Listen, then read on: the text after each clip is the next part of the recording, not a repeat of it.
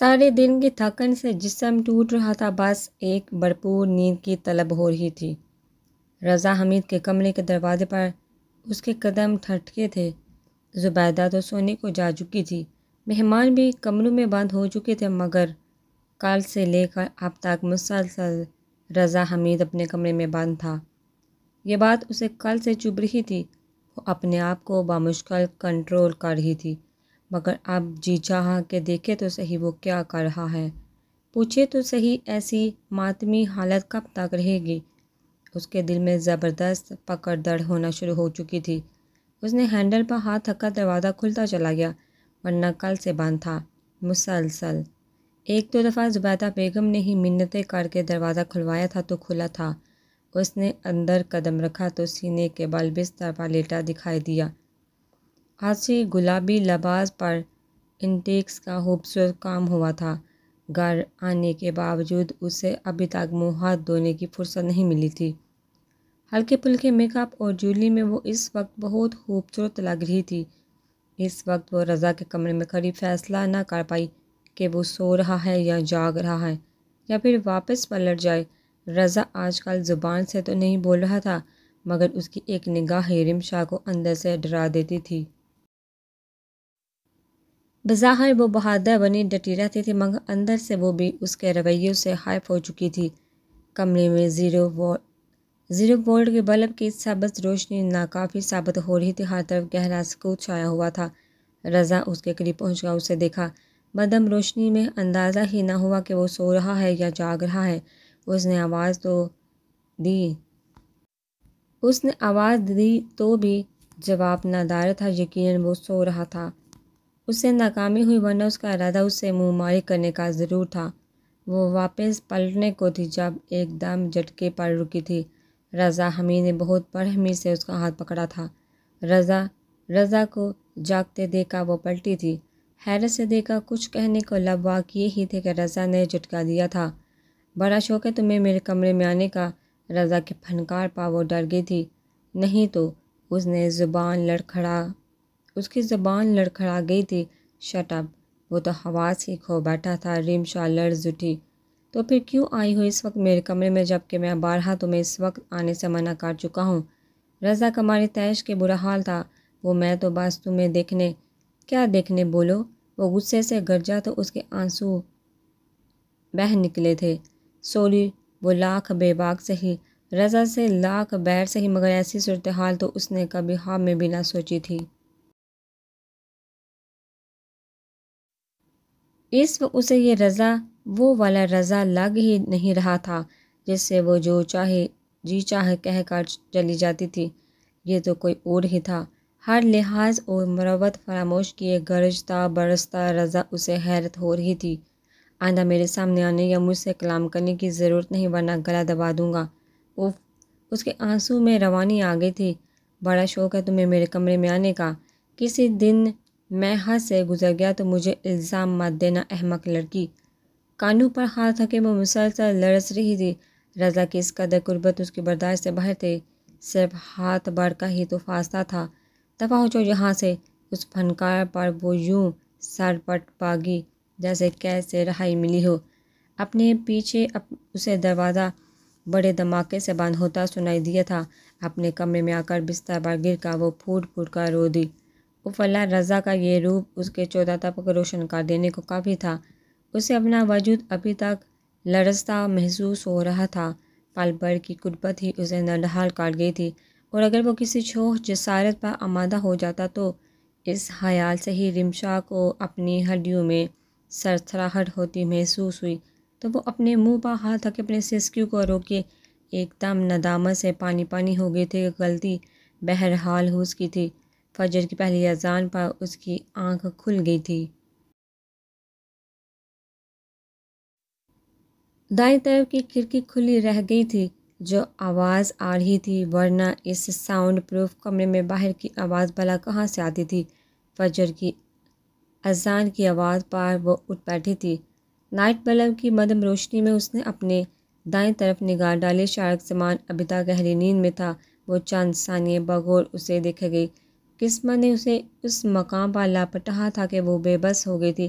رات کے مقابل کے فراہم کی گئی وہ قربت یقین دہانیاں بےتابیوں وارفتگیوں کے مظاہرے جسارتیں کسی پرچھائی کی مانند ذہن کو چھو گئے تھے۔ اس کے اندر کن من سی ہونے لگی۔ اسے ایک دم لگا کہ جیسے کوئی ابر ٹوٹ کا برسا تھا جو اسے جل تھل کر گیا تھا۔ رات شارک سمان کا جو عکس نظر آیا تھا وہ اسے حیران اور پریشان کر گیا تھا، اور اس کی باتیں اس کے دل و دماغ میں تلاطم برپا کر رہی تھی۔ میں نے عورت کی وفا نہیں دیکھی۔ ماں کا رشتہ دنیا میں سب سے مقدس اور معتبر ہوتا ہے، اور مجھے اسی رشتے نے اس نام سے نفرت کرنے پر اکسایا تھا۔ اماں رفعت باجی نے بارہا تمہارا نام لیا تھا اور میں ہر بار نفرت سے انکار کر جاتا تھا، مگر مجھے پتہ ہی نہ چلا کب میں خود ہی تمہاری ذات کے سحر میں گرفتار ہوتا چلا گیا۔ میں نے باہر عورت کے اتنے روپ دیکھے ہیں کہ مجھے اس نام سے وفا کی امید ہی ختم ہو گئی تھی۔ پھر میری ماں کا معتبر حوالہ ہر دم مجھے اس رشتے سے بدگمانی کا احساس دلاتا رہتا تھا۔ تمہیں یقین نہیں آتا مگر یہ سچ ہے، مجھے تمہاری شرم و حیا نے پابند کیا تھا۔ میری نظر تمہارے وجود میں بھٹکا رہ گئی تھی۔ تم جس طرح ہر رشتے کو اس کے مقام پر رکھ کر عزت کا مقام دے رہی تھی، مجھے تمہاری یہ ادا پسند آ گئی تھی، جس پر میری نظر کی ذرا سی گستاخی بھی تمہیں بری لگتی تھی، اور تمہاری ناگواری صاف تمہارے چہرے سے پڑی جاتی تھی۔ مجھے تمہاری اس سلجھی فطرت نے مسحور کیا تھا۔ نویرا، یقین جانو، میں نے بے شک شروع میں بہت سی لڑکیوں سے دوستیاں کی، مگر میری فطرت کی جستجو مجھے سب سے بدظن کر دیتی تھی۔ میں نے وہ مقام کسی کو نہ دیا جو میری بیوی کا حق تھا، کہ ان میں کوئی ایسی نہ تھی، یہی نہیں، جو میرے دل کو کلک کرتی۔ باوجود اس کے کہ بہت سی لڑکیاں میری طرف مائل ہوئی، مگر میری حیثیت، میری خاندانی پس منظر نے سب کو واپس پلٹنے پر مجبور کر دیا۔ اس بات نے مجھے عورت نام سے اور نفرت دلائی تھی۔ پہلی دفعہ تمہاری طرف میں نواز اور تمہاری منگنی والے دن متوجہ ہوا تھا۔ تمہارا اور ادب کئی دن تک میری نگاہوں سے جھلملاتا رہا تھا، اور پھر جب بھی سامنا ہوا میرا دل ہر بار مجھے دھوکہ دیتا چلا گیا۔ میں نے خود کو بہت سمجھایا تم نواز کے لیے ہو، مگر دل مانتا ہی نہ تھا۔ جو جو شادی کے دن قریب آ رہے تھے میری خلش بڑھتی جا رہی تھی۔ میں تمہیں کیسے کھو دیتا؟ اس رات بھی ایسا ہی ہوا تھا۔ شاید میں صرف اپنے جذبوں سے نہیں ہارا تھا، خود اپنی نظروں سے بھی گرا تھا۔ اور پھر تم جب ہسپتال میں تھی تو صرف ایک ہی خیال مجھے ستاتا رہتا تھا کہ یہ میں کیا کر چکا ہوں۔ تم جیسی لڑکی اس رویے کے قابل نہیں تھی۔ اور پھر احساس گناہ کے بعد کفاری کا وقت تھا، اور میں نے وہ سب کیا جو کسی بھی طرح مجھے زیب نہیں دیتا تھا، لیکن میں مجبور تھا۔ تمہیں کھو دیتا تو اپنا آپ ختم کر لیتا۔ عورت کی سب سے قیمتی متاع اس کی نسوانیت ہوتی ہے۔ تمہاری یہی اپنی نسوانیت کی پاسداری کی ادا نے مجھے گھائل کر دیا تھا۔ تمہیں یقین کیوں نہیں آتا؟ اس کے بے لچک انداز پر وہ زچ ہو گیا تھا، اور اس کا زچ ہو جانا ہی نویرا کے اندر کی لڑکی کو جھکا گیا تھا، صرف ایک لمحے کو، اور نویرا تب سے ششدر تھی۔ عورت اس مرد پر اپنا سب کچھ وار دیتی ہے جو اس کی پاک بازی اور وفاداری کو تسلیم کرے، اسے سراہے، اور نویرا اس شخص کے منہ سے اپنے لیے نیک پارسا عورت کے الفاظ سن کر ہار گئی تھی۔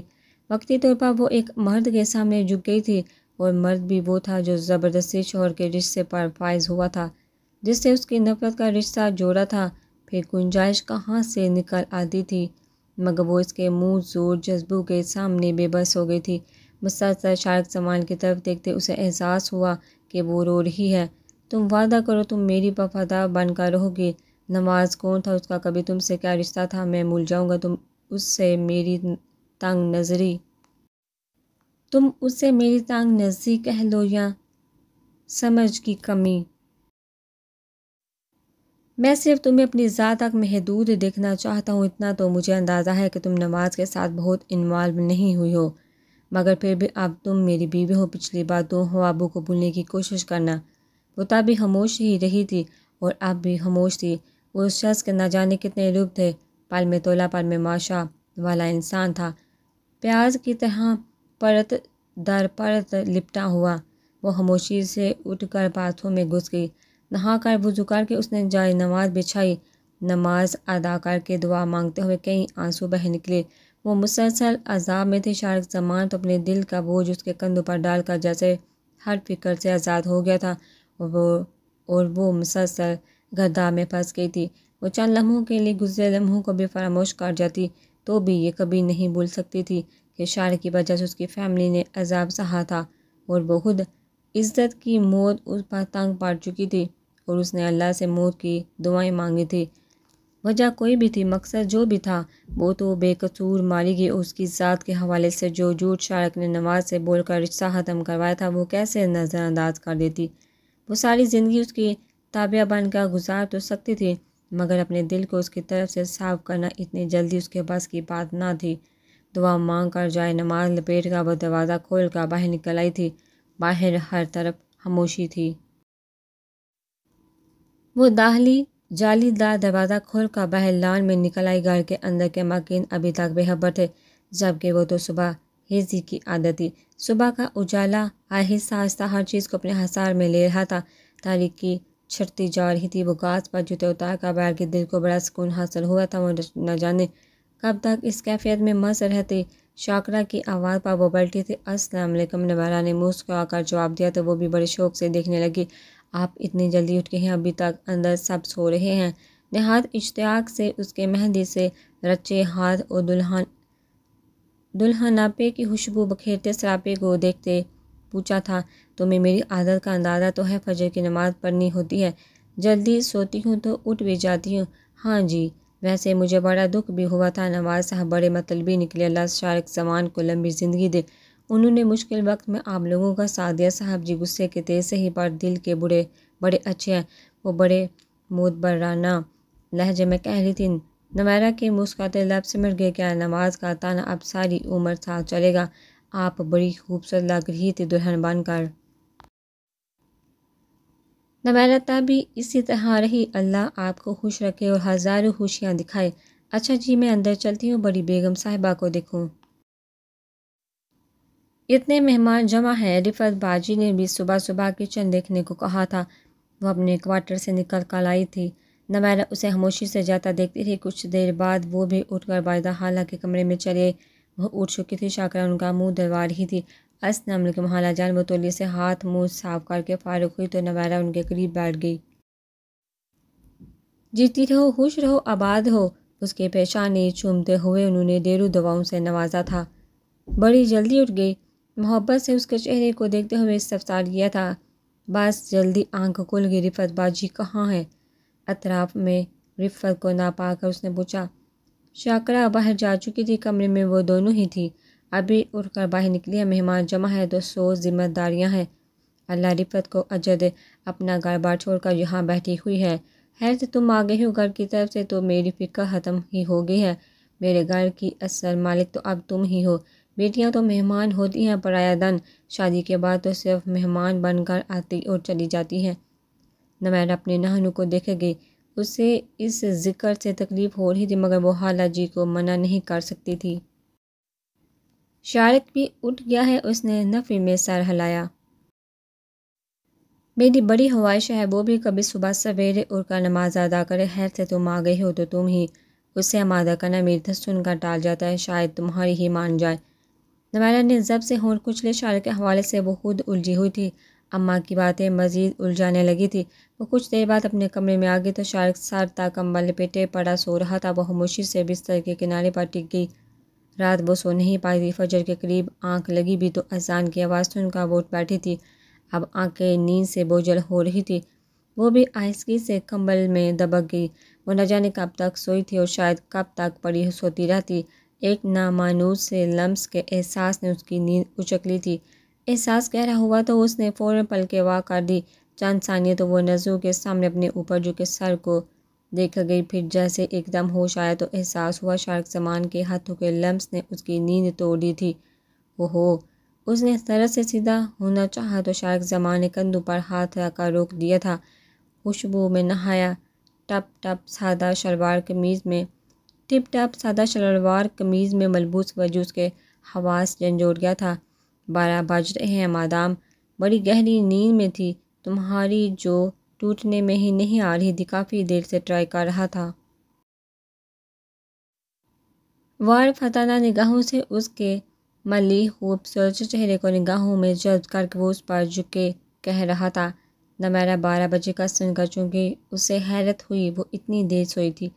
لگتا ہے آج رات بھی میرے سونے کے بعد کل والی روٹین اپنائی تھی تم نے، مگر شاکرا اور اماں تو کچھ اور کہہ رہی تھی۔ نمیرا کو اس کے الفاظ نے طلح ہو جانے پر مجبور کر دیا تھا، اس کے چہرے کے اعصاب کشیدگی سے دوچار ہوئے تھے۔ رات والی اپنی بے بسی پر اسے رہ رہ کر توا آ رہا تھا۔ اس سمے اسے اس شخص سے عجیب طرح کی حیا آ رہی تھی، ساتھ ہی خود پر غصہ بھی۔ دو طرفہ احساسات کا شکار وہ خود سے ہی الجھ رہی تھی، بلکہ جب اس نے چہرے کا رخ موڑنا چاہا تو شارق نے دوبارہ چہرہ اپنی طرف کر لیا۔ بغور اسے دیکھتے وہ اس پر جھکا تھا۔ نمیرا وہ بت بنی رہ گئی تھی۔ محبت سے تھامے جانے والے ہاتھ کو اس نے سختی سے جھٹک دیا۔ یہ صاف احتجاج تھا۔ اس کی آنکھوں میں آنسو آتے چلے گئے۔ شارق نے مسکرا کر اسے کندھوں سے تھام کر اپنے برابر کیا تھا۔ چھوڑے مجھے۔ وہ آہستہ آہستہ اپنی سابقہ کیفیت میں لوٹ رہی تھی۔ بھرپور مزاحمت کرتے ہوئے اس نے شارق کے ہاتھ جھٹک دیے۔ وہ کھل کا ہنسا، زبردست دان پان سے وجود میں اتنی طاقت چھوڑنا ہی ہوتا تو اتنے پاپڑ بیل کر تمہیں اپنایا ہی کیوں تھا؟ اتنی کم عمر بچی تو نہیں ہو کہ میاں بیوی کے تعلق کے تقاضے کو نہ سمجھ سکو۔ یہ احتجاج، یہ مزاحمت بچگانہ پن ہی تو ہے۔ پڑھی لکھی ہو، مجھ سے بہتر دین کو سمجھتی ہو، پھر یہ آنسو کیوں؟ چند لفظوں میں ہی اس نے اسے بے حیثیت کر دیا تھا۔ نمیرا کو رہ رہ کر گزرے لمحوں میں اپنی کمزوری یاد آنے لگی تھی۔ بس آپ اپنی ضد جیت گئے، مجھے جس طرح بے بس کرنا تھا کر چکے۔ آپ میری جان چھوڑ دیں، جائیے یہاں سے، تنگ نہ کریں مجھے۔ پلکیں بیتتی چلی گئی، اس کے لہجے میں واضح بے بسی سی در آئی تھی۔ شارق کے ہاتھ جھٹک کر وہ بستر سے اتر گئی۔ منہ ہاتھ دھو کر واپس کمرے میں آئی تو شارق کو اس طرح بیٹھے پایا وہ اسے نظر انداز کیے آئینے کے سامنے جا کھڑی ہوئی۔ وہ اب اس شخص کے سامنے مزید کمزور نہیں پڑنا چاہتی تھی۔ اس کی انا سر بلند ہو گئی تھی۔ ان 3-4 دنوں میں بالوں کی طرف سے وہ بے پرواہ رہی تھی۔ بال یوں ہی ہیما وقت پشت پر بکھرے ہوئے تھے۔ اس نے آگے ڈال کر برش اٹھایا۔ شارق نے بڑے اشتیاق سے ملی لمبی کالی گھٹا کو دیکھا۔ اسے خود پر حیرت ہوئی، کبھی یہ سب کچھ اسے بہت برا لگتا تھا، مگر اب یہی کچھ اسے اٹریکٹ کر رہا تھا۔ کتنی بڑی تبدیلی آ چکی تھی اس کے اندر۔ وہ صرف ایک عورت حصول کے لیے اتنا کچھ کر چکا تھا۔ یہ سب اس عورت کا اعزاز تھا کہ پتھر بھی چونک لگی تھی۔ بڑے پیارے بال ہیں تمہارے، بہت لمبے گنے۔ وہ اٹھ کر اس کے عقب میں چلایا تھا۔ اس کے سر پہ ہاتھ پھیرا تو نویرا نے قدم آگے بڑھا لیے۔ اس سمے اس شخص کا لمس بچھو بن کر ڈس رہا تھا۔ تیار ہو جاؤ، میں تمہیں شاپنگ پر لے چلتا ہوں، بہت نرمی سے کہا۔ مجھے کچھ نہیں لینا، ادھر سے تلخی سے بھرپور تھی۔ مگر مجھے تو لینا ہے، تمہیں اپنے لیے شاید ضرورت نہ ہو، مگر مجھے اپنی بیوی کے لیے شاپنگ کرنی ہے۔ جلدی سے تیار ہو جاؤ، 12 بج رہے ہیں۔ ناشتہ تو تم گول کر چکی ہو نا، لنچ باہر ہی کریں گے، پھر میں تمہیں تمہاری امی کے ہاں لے چلوں گا۔ اس کے تیوروں کا بغور دیکھتے ہوئے کہا تو امی کے ذکر پر وہ بے یقینی سے دیکھے گی۔ رات نہیں رکنا، صرف شام تک ٹہلنا، یہ طے ہے؟ تمہیں رات صرف اس گھر میں میرے ساتھ گزارنی ہے۔ جلدی سے تیار ہو جاؤ، پھر نکلتے ہیں، کچھ وقت تو شاپنگ میں بھی لگے گا۔ وہ کہہ کر پلٹا تھا۔ نمیرا نے غصے سے دیکھا۔ مجھے کہیں نہیں جانا، اگر جانا ہے تو رات رہوں گی، ورنہ نہیں۔ وہ اس مشروط اجازت پر بھی لک دک رہ گئی، فوراً انکار کیا تھا۔ شارق زمان نے پلٹ کر اس کے تیور جانچے، پھر کندھے اچکا دیے۔ اوکے، جیسے تمہاری مرضی، تم نہیں جانا چاہتی تو نہ صحیح، مگر رات رکنے والی بات طے ہے۔ چاہے تمہیں اچھا لگے یا برے۔ ہاں، شاپنگ کے لیے تیار ہو جاؤ، تھوڑی دیر میں نکلتے ہیں۔ وہ کہہ کر کمرے سے نکل گیا تو وہ غصے سے اپنی جگہ جمی رہ گئی۔ رات کے شارق اور اب کے شارق میں زمین اور آسمان کا فرق تھا۔ اس نے برش ٹیبل پر پٹک کر بستر پر بیٹھ کر سر تھام لیا کہ یہ شخص اس کی سمجھ سے بالاتر تھا۔ وہ شاپنگ پر نہیں جانا چاہتی تھی، مگر اس کی شارق کے سامنے ایک نہ چلی تھی۔ اس کی انا بری طرح سے مجروح ہوئی تھی۔ اس شخص کو صرف اپنے جذبات کی پرواہ تھی، کسی اور کے احساسات کی قطع فکر نہ تھی۔ رفت باجی اور اماں کے اصرار پر وہ اماں کے ہاں جائی، مگر اس سے پہلے شارق کے پروگرام کے تحت شاپنگ پر جانے پر تیار ہوئی تھی۔ پھر اماں کے بھی کئی فون آ چکے تھے۔ رفت باجی اسے خود گاڑی تک چھوڑنے آئی تھی۔ شارق فرنٹ سیٹ کا ڈور کھولے منتظر تھا۔ سجے سمڑے وجود پر کالی چادر میں ڈانپے وہ اس کے برابر ٹکی تو شارق نے اس کا چہرہ دیکھا۔ ناراضگی اور ضبط کا عکس چہرہ اس کے اندر کے موسم کا ترجمان تھا۔ شارق ضد نہیں کرنا، اگر حالات وغیرہ روکیں تو رک جانا، یا نویرہ کو ہی رات رکنے دینا۔ رفعت باجی کے نصیحت پر بھی اس نے بغیر کچھ کہے گاڑی گیٹ سے نکالی۔ نویرہ کتیلا تلخی سے ونڈو اسکرین کے شیشے پر نظریں گاڑے ہوئے تھے۔ اسے احساس ہو رہا تھا کہ اس شخص کی معیت میں زندگی کیسے گزارنے والی ہے۔ اپنی انا کو مار کر اس کی ہر بات پر جی حضوری کرتے ہوئے اس کے اندر طوفان برپا تھے۔ ذہنی طور پر وہ بہت اپسیٹ ہو چکی تھی۔ رات کو جس طرح شارق زمان نے اپنے رشتے کا استحقاق استعمال کیا تھا وہ ابھی تک ششدر تھی۔ وہ اتنی کمزور کیوں پڑ گئی؟ اس کا ذہن اسے مسلسل کچوکے لگا رہا تھا۔ شارق زمان نے کئی بار اس کی طرف دیکھا، وہ مکمل لا تعلقی لیے ہوئے تھی۔ وہ مبہم سا مسکرا دیا۔ شاپنگ کے دوران بھی نویرہ کی چپ نہیں ٹوٹی تھی۔ وہ اسے ساتھ لیے ادھر سے ادھر گھومتا رہا تھا، نہ جانے کیا کچھ خریدتا رہا تھا۔ لیڈیز شاپنگ کے متعلق شارق کی معلومات بڑی اپ ٹو ڈیٹ تھی۔ نویرہ ہر موڑ پر نئے سرے سے حیرت سے دوچار ہوئی تھی۔ شارق زمان جیسے آج ہی سب کو خرید لینا چاہتا تھا، کپڑے، جویلری، میچنگ شالیں، چادریں، بیگ، شوز۔ 3 سے 4 گھنٹے وہ اس کے ساتھ ہوار ہوئی تھی۔ شارق زمان نے اپنے لیے بھی چند ایک چیزیں لی تھی، زیادہ تر چیزیں نویرہ کے لیے لی تھی۔ پلیز میں اب تھک گئی ہوں، اب مجھے کہیں نہیں جانا۔ شارق زمان اپنے لیے نہ جانے کہاں جانے والا تھا۔ وہ ایک دم رک گئی۔ اس سارے عرصے میں ہوں ہاں کے علاوہ پہلا باقاعدہ جملہ تھا جو اس کے لبوں سے نکلا تھا۔ شارق زمان نے بغور دیکھا۔ اوکے چلو کسی ریسٹورنٹ میں لنچ کرتے ہیں۔ اس نے بھی مزید خریداری کا ارادہ فوراً ترک کیا تھا۔ نویرہ نے فوراً نفی میں گردن ہلائی۔ نہیں پلیز اب واپس چلیے، میں کسی ریسٹورنٹ میں نہیں جاؤں گی۔ میں نہ پہلے ایسے جگہوں پر گئی ہوں اور نہ ہی ایسا کوئی شوق ہے۔ اس کے لہجے کی تلخی وہی تھی، چہرہ اچھا خاصا چادر میں لپٹا ہوا تھا، ورنہ اس کے تحسات ضرور نوٹ کرتا۔ مگر میرا بھوک سے برا حال ہو رہا ہے، میں تمہیں فیملی کیبن میں لے جاؤں گا، کسی چھوٹے موٹے ریسٹورنٹ میں نہیں لے جا رہا۔ تم کو بھی اندر کا ماحول اچھا لگے گا، چلو تو صحیح۔ شارق نے اب بھی اپنی ہی کہی تھی۔ نویرہ کلسکا رہ گئی، اب بولنے کا کوئی فائدہ نہ تھا۔ ریسٹورنٹ کا اندرونی ماحول خاصا اچھا تھا، اسے فیملی کیبن میں لے آیا تھا۔ نویرہ اس کے ساتھ گھسیٹنے پر مجبور تھی۔ آرڈر دے کر اس نے نویرہ کو دیکھا، چادر ابھی تک اسی طرح چہرے کو ڈانپے ہوئے تھی جس طرح وہ شاپنگ کے دوران رہی تھی۔ اب تو ریلیکس ہو کر بیٹھو اور یہ چادر پیچھے کرو، چہرہ تو دیکھنے دو۔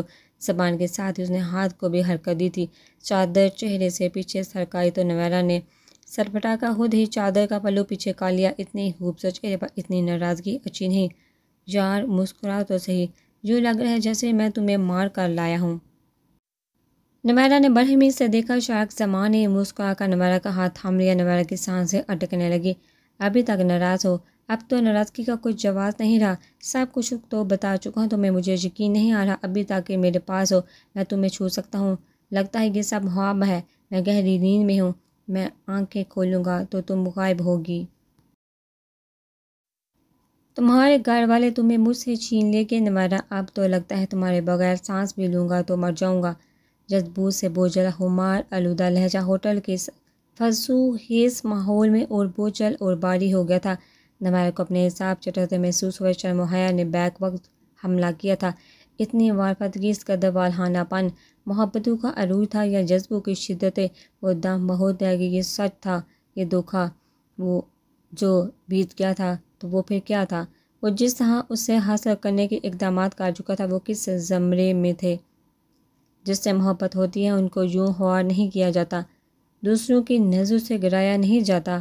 ایک محبت کرنے والا ہی محبوب کے جذبوں کی قدر کرتا ہے، اس کی عزت نفس کو کچلتا نہیں، اس کی انا کی حفاظت کرتا ہے۔ مگر جہاں اس شخص نے اسے ہر جائز اور ناجائز طریقے سے حاصل کیا تھا، اس کی ذات نواز فاروق کی نظروں سے گرائی تھی، اور نواز فاروق اس نام کے ساتھ وہ پتھر بن گئی، اس کی سوچ تک زہریلی ہو گئی تھی۔ وہ سب معاف کر دیتی مگر یہ جرم کبھی معاف کرنے والا نہ تھا۔ اسے اپنے لیے شارق کے منہ سے نکلا ریپ کا لفظ بھولتا ہی نہ تھا، اس کی ذات کانٹوں پر لے آتا تھا، وہ کوئلوں پر لوٹ رہی تھی، اور یہ شخص کتنا مطمئن تھا، محبت کر کے، محبت کے نام پر رسوا کر کے کیسے فتح ورنہ اپنی فتح کا جشن منا رہا تھا۔ اسے ایک عورت کی پارسائی نے مجبور کیا تھا تو وہ اس عورت کے پارسائی کو کسی اور کی نگاہوں میں داغدار کر گیا تھا۔ صرف اپنے فائدے کے لیے اس کے بھائی سر جھکانے پر مجبور ہوئے تھے۔ اس کی ماں کی آنکھوں کی گڑیا ذالی کا کوئی حساب نہ تھا اور یہ شخص اپنی فتح کے نشے میں غرق صرف اس عورت کے حصول پر نازاں تھا۔ نویرہ کا روم نفرت سے جلنے لگا تھا۔ جی چاہا وہ اس گھٹیا دھوکے باز کا منہ نوچ لے مگر وہ ضبط کر گئی۔ وہ اس طاقتور اور توانا وجود کے سامنے بے بس تھی۔ وہ مان گئی تھی، صرف ایک رات میں قطعی بے بس ہو گئی تھی۔ میرا خیال ہے اب اتنی بے اعتباری نہیں ہونی چاہیے۔ میرے والدین اور بھائی بدحلاف نہیں، وہ عزت کے لیے سر جھکا سکتے ہیں تو عزت کے لیے نفرت کے باوجود برداشت بھی کر سکتے ہیں۔ اب بات صرف انفرادی وجود کی نہیں، خاندانی بقا کی ہے، نسلوں کے افتخار کی ہے جسے آپ کیا جانے۔ وہ بولی تھی تو تلخی سے بھرپور وار تھا۔ نویرہ، میں، میری ماں یا بھائی آپ جیسے سطحی سوچ نہیں رکھتے۔ آپ کیا جانے عورت کی پاکیزگی کو اور وفاداری کی ہے۔ آپ گارنٹی دے سکتے ہیں کہ میں ساری عمر آپ کے ساتھ وفادار رہوں گی؟ ہے آپ کے پاس میرے سوال کا کوئی جواب؟ نویرہ کا بس نہیں چل رہا تھا کہ وہ کیا کر ڈالے۔ نویرہ، تم حد سے گزر ہی ہو۔ شارق نے لب بینچ کا اسے دیکھنے لگا تو وہ طنزیہ ہنسی۔ ابھی کہاں شارق صاحب، ابھی تو آغاز ہے۔ وہ ہنسی۔ کتنا اذیت ناک المیہ ہے کہ ایک مرد اپنے لیے ایک پاک باز وفادار عورت کی ڈیمانڈ کرتا ہے، اور کیا ایک عورت کی یہ خواہش نہیں ہوتی کہ اس کی زندگی کا شریک سفر بھی ایسی خصوصیات سے آراستہ ہو؟ اس نے طنزیہ نگاہ اس خاموش وجود پر ڈالی۔ جس طرح میری ذات کو آپ نے نواز فاروق کے سامنے ذلیل کیا، میں کبھی معاف نہیں کروں گی۔ اپنی ماں کے بھائی کے آنسو معاف کر سکتی ہوں، اپنے بھائیوں کے جھکے سروں کو کبھی بھول سکتی ہوں، مگر اپنی نسوانیت پر لگنے والا یہ دبا کبھی نہیں بھولوں گی۔ کتنے افسوس کی بات ہے جس نسوانیت کی پاسداری کی صفت آپ مجھ میں دیکھ کر مر مٹے ہیں۔ میری اسی نسوانیت کو آپ نے اپنے ہاتھوں سے تار تار کیا ہے، اور عورت سب کچھ معاف کر سکتی ہے مگر اپنی نسوانیت کے لٹیرے کو کبھی نہیں۔ اسے موقع ملا تھا دل کھول کر اندر کے براس نکالنے کا۔ میں اپنے ریپ کا لفظ کبھی معاف نہیں کروں گی۔ سنا آپ نے؟ شارق زمان کا ضبط کے ہمارے برا حال ہو رہا تھا۔ حقیقت تلخ تھی مگر جھوٹ نہ تھا۔ نویرہ اور بھی بہت کچھ کہنا چاہتی تھی مگر ویٹر کو اندر آتے دیکھا لب بینچ کے کھانا بہت ہی خاموش ماحول میں کھایا گیا تھا۔ شارق زمان کے تیور بگڑ گئے تھے تو نویرہ کے اندر کمینی سی خوشی ابھری۔ اچھا ہے میری اندر کی آگ ادھر بھی تو منتقل ہو، پتہ تو چلے کسی کو اذیت کیسی تکلیف پہنچاتی ہے۔ میری اذیت کا اندازہ اس وجود کو بھی تو ہو۔ وہ خود غرضی کی انتہا پر تھی۔ کھانا ختم ہوتے ہی وہ دونوں وہاں سے نکل آئے تھے۔ ارے شارق، تم؟ ہوٹل کی سیڑھیاں اترتے دونوں ہی رک گئے تھے۔ نویرہ نے اس قدر پرجوش آواز کی طرف دیکھا تو نگاہیں جھکنا بھول گئی۔